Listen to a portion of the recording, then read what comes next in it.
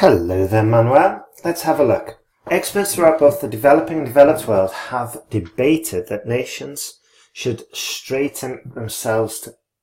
restrict, I think is the word, restrict themselves to only consume the goods produced by their local production.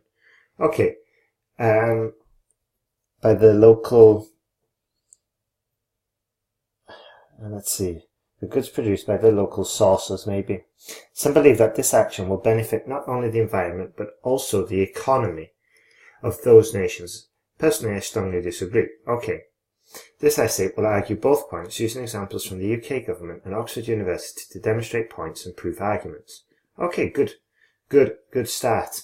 Straightforward. Not that many mistakes, and this is the kind of sort of like introduction we want. It's clear. Let's have a look. Okay. Can you see? I'm putting in the spacing for you. Alright? Remember that you should be doing this in the next essay that you write. Okay? Let's see.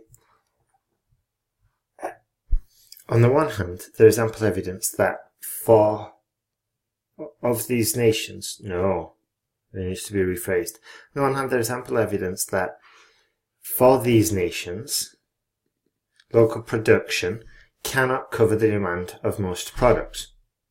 No, the demand of the people, or cannot cover the range of most products. So, really, we can't make mistakes like that because it is quite a serious mistake with regards to cohesion and coherence, and also grammatical range of accuracy.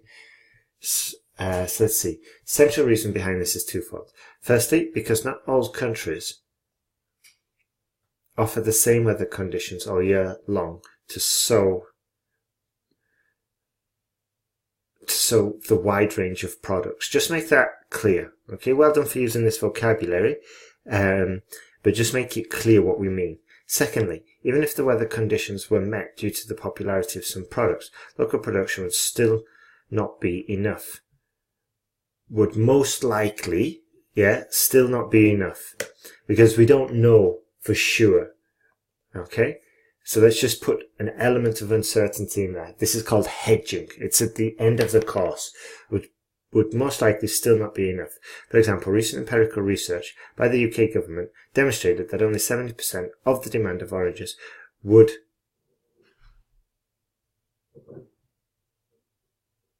Okay, let's see. For example, recent empirical research by the UK government demonstrated that only 70%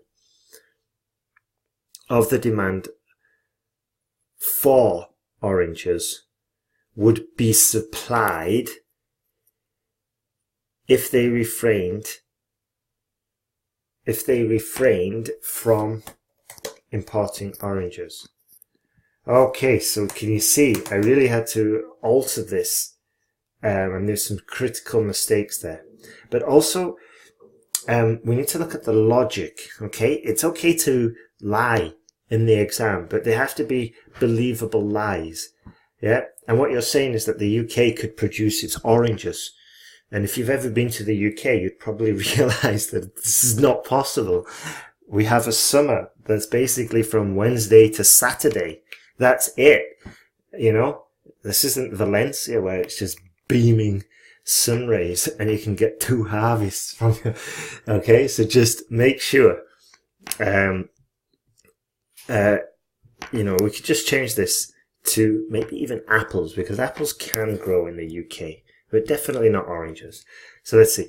For example, recent empirical research by the UK government demonstrated that only 70% of the demand for apples would be supplied if they refrained, or could be supplied if they refrained from importing. We could just delete that because it's clear. We don't need to do anything else, do we? We don't need to add it from importing. Therefore, it is conclusively clear that banning imports would hurt the economy. Excellent. Good. We haven't really argued anything about the economy. Okay, what we said is that it would probably hurt the local consumers, okay? Because they couldn't fulfill the demand. So we need to make that clear. We'll probably reduce the range of products for the consumers, okay? Because that's our argument. All right. Well done for using the sentence guide. That's excellent. And using the C2, we're getting much better with that. And I think if we continue to use it and test it like you are doing, we're going to see some improvements. But be careful with the use of demand and, the demand of the consumers, because this is a very serious mistake.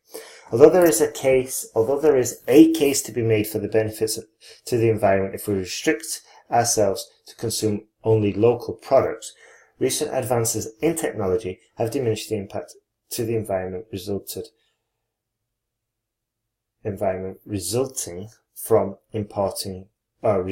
transporting goods. Okay, good sentence. Just almost got it perfect. To give a clear example, Amazon have already acquired and is in plans to deploy a fleet of electric trucks by 2020, which are more friendly towards the environment in comparison to its internal combustion engine counterparts. Good. Therefore, it is clear that damages to the environment can be mitigated through technology if the companies are prepared to take action. Yeah? You needed to finish it. We can't have 2-sentence paragraphs. Okay? I'd strongly advise you not to do that. So just put the summary on at the end. And it doesn't matter if we're repeating ourselves, because it just makes it clearer. Yeah? From the arguments and examples given, I firmly believe that the best solution would be to prioritise the consumption of local products, while keeping the importation of the amounts of products that the local supply cannot cover. Okay, good. Remember as well, we can put that sentence about the future. It is predicted that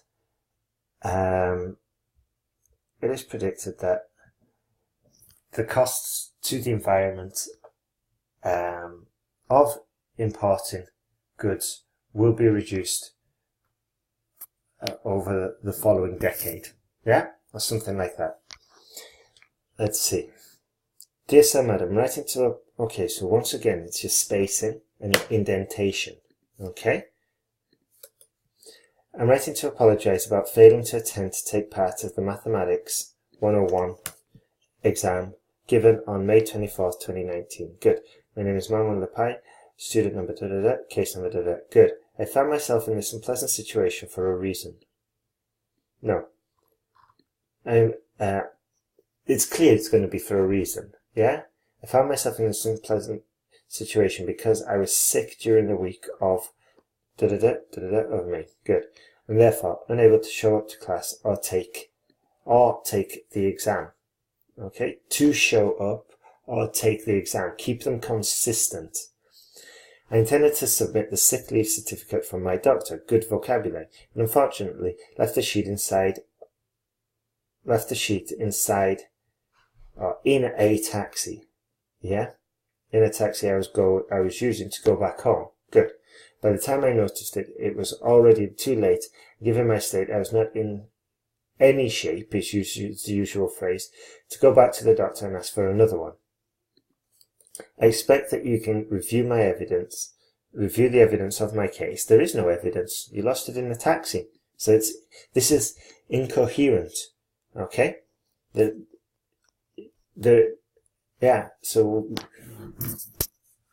let's see. By the time I noticed it's not in the shape.